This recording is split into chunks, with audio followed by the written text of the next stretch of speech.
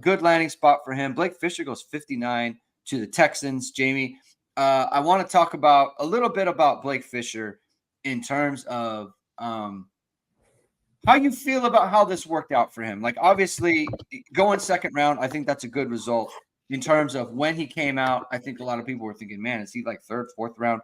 Goes second round, goes mid second round, or mid late second round. Kind of like he's taken the Aaron Banks track, and obviously that's worked out really well for Aaron Banks, who is now kind of a starter for the San Francisco 49ers. Probably looks to get a really nice draft pick there. He ends up with the Houston Texans, up and coming franchise. How do you kind of evaluate things for Blake Fisher in terms of his decision and what could have been and where he ended up? Yeah, I think it worked out great for him. Really, like, could he have he could have come back and been a first round pick. I think that was definitely on the table for him. I mean, he didn't put out like the best tape this year. Like, obviously, like comparatively to Alt, he wasn't close to Alt as a prospect. But I think part of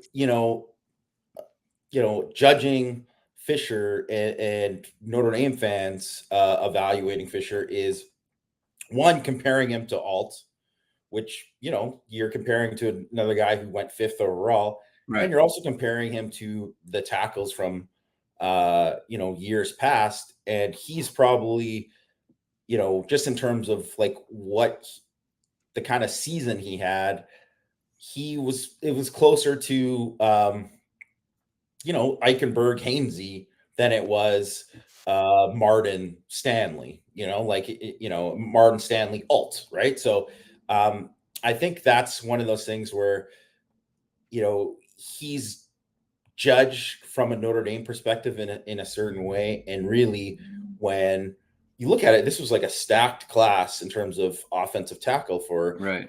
NFL draft. And I mean, he basically was in the next tier of tackles that went, and was like, when he went, then a run of tackles went.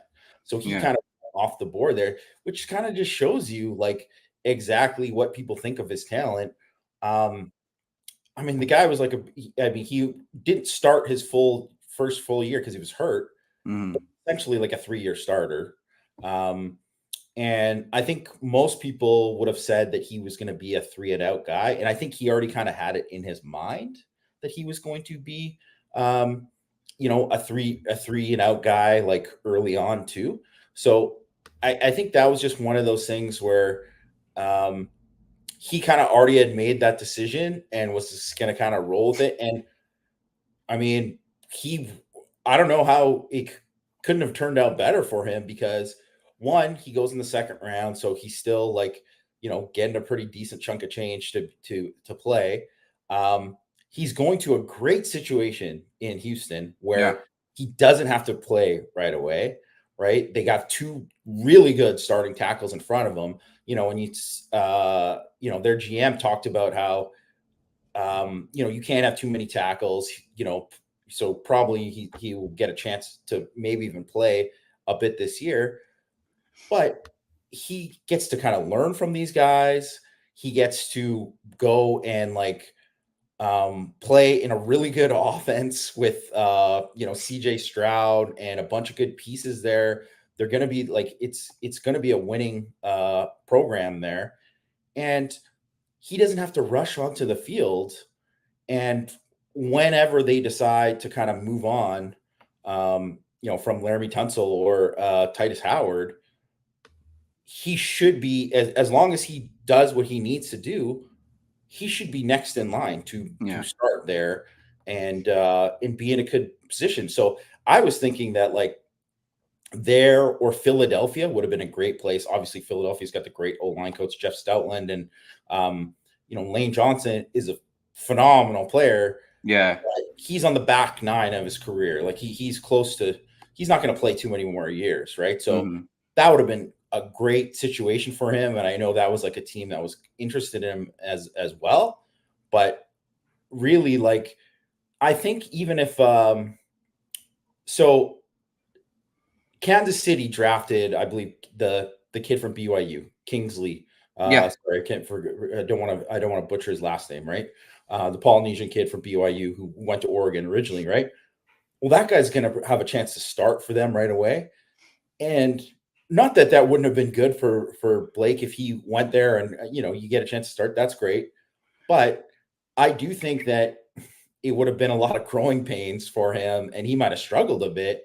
And now he gets to kind of like dip his toes in the water and then just kind of ease in and learn instead of just being forced into it. Because I think he might have had a tough time if he was doing it because he's not as pro ready as Alt. Yeah, it's an interesting situation. Rajon asked the question if they move Fisher to guard. I feel like he needs to get bigger if he's going to be guard because he slimmed down quite a bit, so he's sitting there at 310. I think he needs to get 320, 330 if he's going to be a guard. I don't know if he's big enough right now to be a guard. I know a lot of people saw him as a guard when he came to Notre Dame, but it's like he's now. I don't. He's got to get some bulk back, I think, if he's going to be a guard. So that remains to be seen.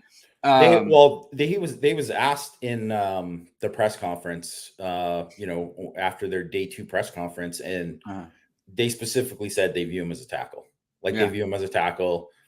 They're like, yeah, maybe we would try him out as guard, but they talked about how Titus Howard is like, well, we played him a little bit at guard, but he's a better tackle. He's a better tackle. And they drafted Blake Fisher to be a tackle, not to be a guard. And it's not to say obviously, in the NFL, you carry 7-8 linemen for a game, right? Yeah. So he might have to know it as well. But they didn't draft him to be that. So that's not, I think everyone kind of assuming I think part of it was previous bias of some people being like, well, he's always should have been a guard. And it's he was a pretty good tackle. like I said, he wasn't on that top level, but he was still a pretty good tackle and a good enough tackle that they view him as a tackle, and they took him in the second round.